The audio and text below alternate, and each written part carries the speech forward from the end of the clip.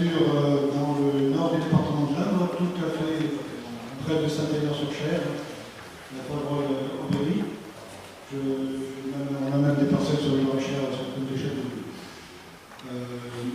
Nous avons été amenés avec mon fils, notre fils aîné, à acheter l'exploitation sur laquelle j'étais fermier. Et on hérite de cela une vingtaine d'hectares de bois qui sont placés dans une petite vallée d'un ruisseau très encaissé dans du faux. Et notre bois tire sur 2 km de long sur une petite bande de 5 km de large sur ce coteau de ruisseau.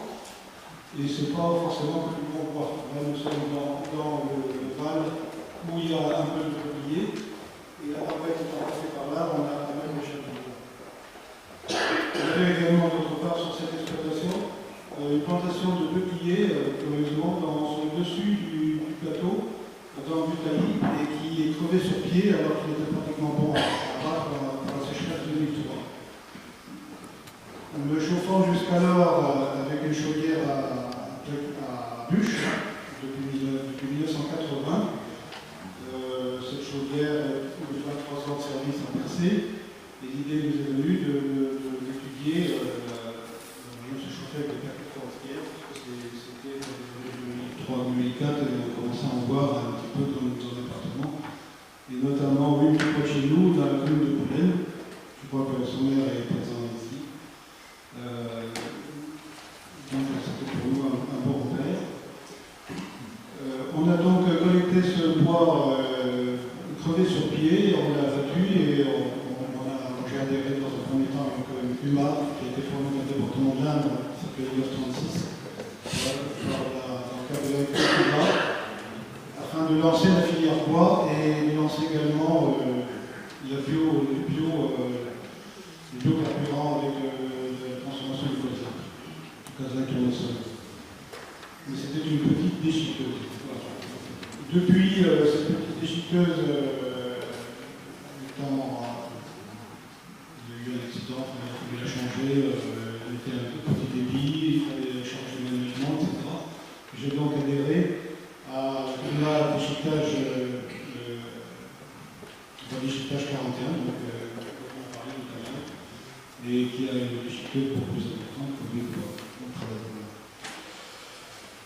Donc le pacte forestier pour moi permet de valoriser du bois jusqu'à maintenant le plus souvent brûlé sur place. Le bois qui était mort sur pied, il aurait certainement pourri dans le bois.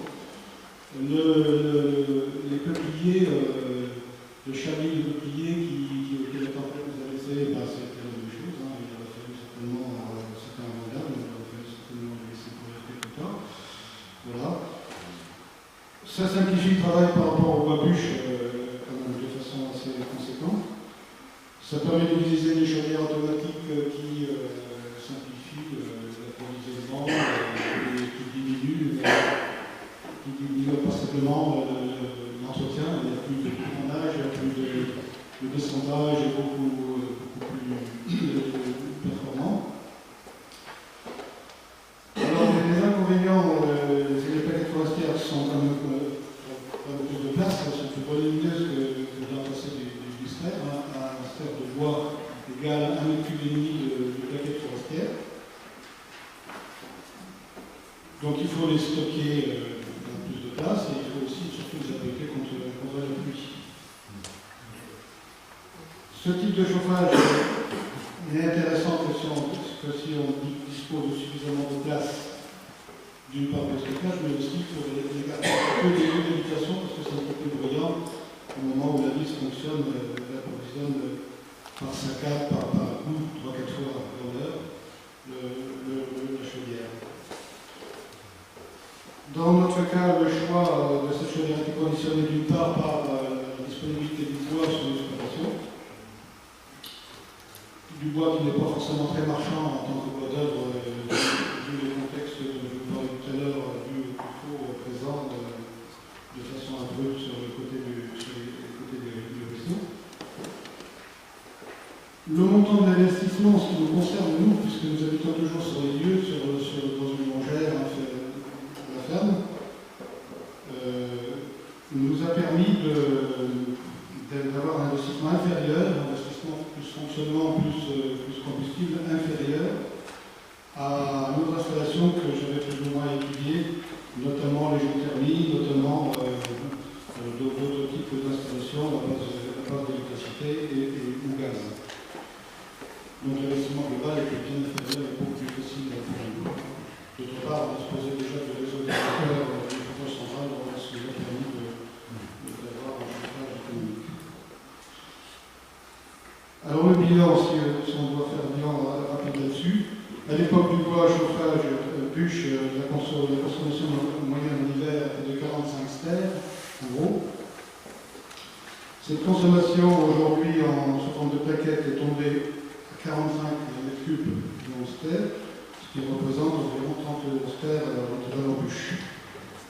La température moyenne dans l'habitation était très variable avec le bois bûche, parce que quand vous posez plein, ça pouvait surchauffer, et quand vous vous absentez un petit peu, la température tombait facilement à 15-17 degrés.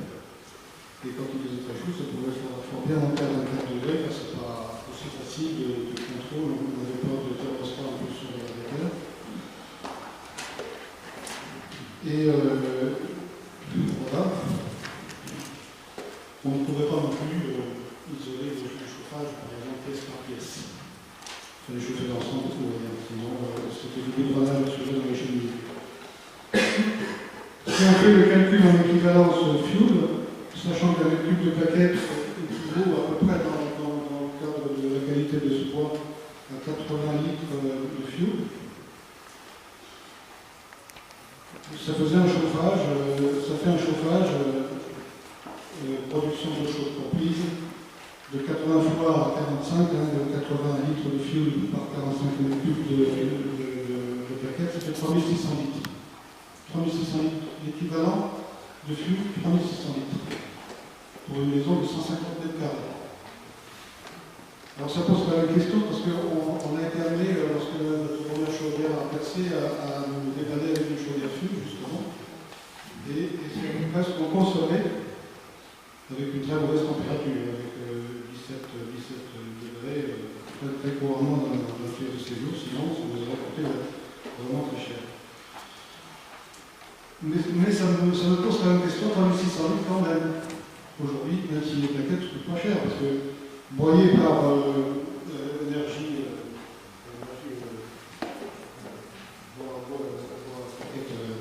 bois des chics P41, on a broyé par exemple cette année en 1 heure un quart, de quoi se chauffer pendant 2 hivers, et ça va nous coûter 250 € de l'heure, ça fait 350 €, c'est-à-dire que je vais me chauffer.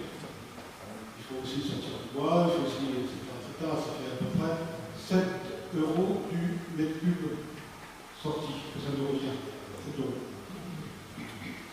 Ça fait quand même pas cher, si vous ramenez 7 € à 1 litre de fuel, vous payez le fuel aujourd'hui, vous voyez la différence. Mais quelque part, c'est un peu gênant de consommer encore l'équivalent de 3600 litres de fuel. Ça veut dire que notre maison n'est pas bien isolée et qu'il va falloir réfléchir sur l'isolation. Alors la question que je me pose, c'est est-ce qu'on aura le droit de l'avenir de gaspiller des calories même dans ce chauffant bois? D'autant plus que l'isolation peut se faire avec des matériaux à base de bois aujourd'hui. Il suffirait que les entreprises qui ont la possibilité déjà, il y a des entreprises qui existent, il y a plein d'artisans qui commencent déjà à isoler avec de la laine de bois. Donc pourquoi pas. Voilà. Donc pour nous, c'est une opération excessivement positive. De l'économie économique. Qu'en sera-t-il si le bois un jour est payé à sa juste valeur pour celui qui l'exploite? Donc il faudra bien faire l'économie. Une crainte tout à fait personnelle, puisque j'ai été administrateur de coopérative pendant un certain nombre d'années, vous savez qu'on fait de l'éthanol avec du blé et du maïs notamment, et que pour ce faire, il faut construire des usines vraiment très importantes pour arriver à ce que ce soit rentable. Et il est question de, alors on appelle ça, paraît-il, l'énergie première génération, c'est-à-dire qu'on